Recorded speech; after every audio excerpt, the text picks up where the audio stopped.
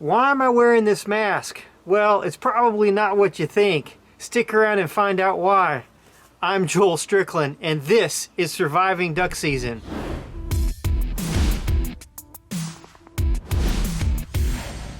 Surviving Duck Season is presented by Mojo and High and Dry Waders. Hey everybody, thanks for watching. It's a great day and I'm glad you're here. Today we're talking retrievers, and I'm going to share with you 5 must-have essentials if you own a duck dog. But before I get to the list, I wanted to remind you guys of our Surviving Duck Season merch, like this hoodie right here. We've only got a few hoodies left, and long sleeve t-shirts like this. We've only got a few of these also.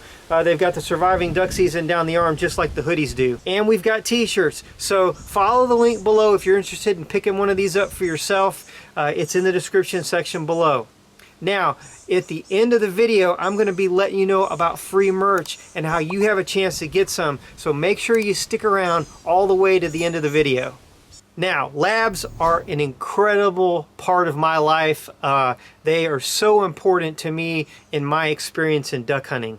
And I did a video a couple months ago about my favorite 3 dogs that I've had. So if you haven't seen that, make sure you check that video out. Now, I get lots of questions about all kinds of things pertaining to duck hunting, and hunting dogs is absolutely one of the popular topics.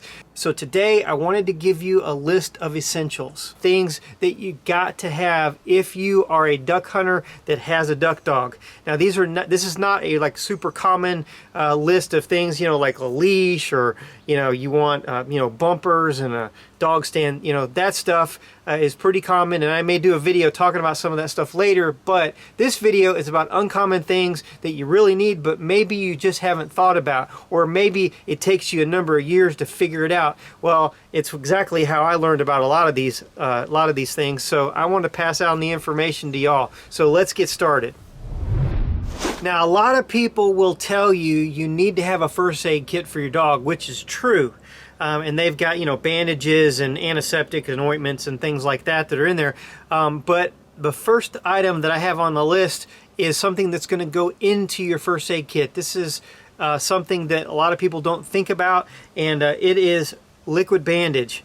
This stuff is fantastic. They've actually got several different brands out there. This is New Skin liquid bandage, and if your dog splits a pad, gets a bad cut, something like that, this is something that can go on really quickly. And if it's bad enough that you need to go to the vet, then you at least can kind of get it sealed up while you're in the field before you go to town to get them checked out by your vet.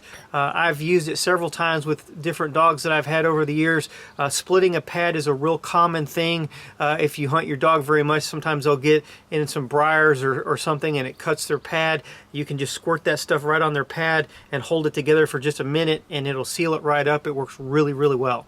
If you can't find liquid bandage, or you catch yourself in a position where you don't have any with you, something also that works well is super glue. So you can also use super glue and fix your dog right up. By the way, I'm not being paid to endorse any of the products that you see on today's video. These are just things that I've learned over the years, and they're products that I believe in. So number 2 is a joint supplement for dogs called Glycoflex.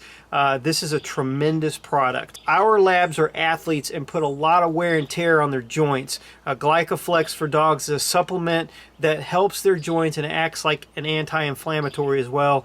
I've seen tremendous results with my dogs, especially my older dogs. And with the older dogs is where you really notice, because they bounce back quicker after a hard day. I've been using this stage right here. This is stage 1. They actually offer 3 stages, stage 1, 2, and 3. 3 for the oldest dogs, 1 for the younger dogs. And I'm going to probably be moving Indy to stage 2 this coming duck season because she's now 5 years old. I've never had any trouble with any of my dogs eating these things. They're just little, you can see them right here. They're just little chews, and they eat them like treats. So sometimes I make it like a treat for them. Here, good girl. All right. So where can you buy this? Link in the description below. Number 3 on the list is another product that I keep in my first aid kit, and that is vet wrap. Okay, what is vet wrap? I'm going to show you. Vet wrap is it's kind of like an ace bandage, but it's thinner. and you know, it's stretchy, and you can wrap it around something and keep it really, really tight. And so if your dog, you know, gets a sprain, or you need to create a splint, or you need to keep a bandage on the dog a little bit better than just, you know, a little piece of tape or something, you can wrap this around their arm, you know, someplace on their body, and this works really well. I've been using this for a long time. Fortunately, I haven't had to use it very often, but I keep it in my bag. It actually comes in lots of different colors, but of course I've got camouflage in case I need it while I'm hunting. Well, this is Indy, and you can see, maybe you can, I've got fur all over my legs because I brushed up against her. It's springtime, and dogs shed. Labs are really, really bad about shedding. You can see right here, fur's coming off of her, and I've tried all kinds of different brushes over the years to get rid of this this hair that's coming out. They're blowing out their they're blowing out their winter coat. It usually lasts about 3 weeks, maybe 4 weeks. And the best one I have found is this is the Furminator, and this thing is incredible. It's a real stiff comb, metal comb, and then it's got this little thing that you push, and it pushes the fur out of it. I'm going to do one quick. And so you just push this little button in it. You can see how it releases the hair out of it. You just got to go down and brush their entire body, and I do this about every couple of days, and you can see how much fur comes off of them, and it's ridiculous. I mean, I'll do this for 10 minutes and I'll have enough fur to make another dog. I mean, it's crazy how much fur comes off of them, but it's not a great fun chore to do, but it's necessary. If you keep the dog in the house, I mean, if you got an outside dog all the time, I don't guess it really matters, but Indy stays in the house with us, and I wind up keeping her kind of in a confined area while she's shedding, because otherwise you got fur all over the house. I have to vacuum the area that she's in probably twice a day, and it's just crazy how much she sheds, even though I still brush her out with the Furminator. This is where the mask comes in. Like I said, I vacuum the place where I keep, you know, Indy every day, a couple times a day, and then I've got to get rid of all this stuff. Now, I live out in the middle of nowhere, so I can just go out in the woods and dump this stuff out, but I've got to have my mask on, because if I don't, I'm going to get sick. I've learned the hard way that I better put a mask on. Now, you can get the Furminator at the pet store and things like that, but I'm going to leave some links for all these products in the description section below. Make it easy for you. If you want to pick one of these up, just, you know, check one of those links. Item number 5, if you're a duck hunter and you've got a duck dog, is a portable propane heater like this Mr. Heater Buddy. This thing is fantastic, and you know, obviously, you know, it'll keep you warm too if you're in the blind with the dog and all that. But the reason why I keep one of these with me when it's going to get very cold at all is because hypothermia can set in even when it's not frigid for your dog. Your dog getting wet.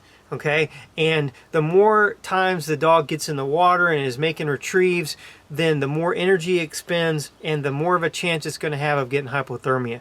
I learned a really valuable lesson several years ago with my dog. We were having a really great day, but it wasn't that cold. I think it was like 35 degrees. And so I really didn't think, you know, anything about, you know, my dog was, you know, going to get hypothermia.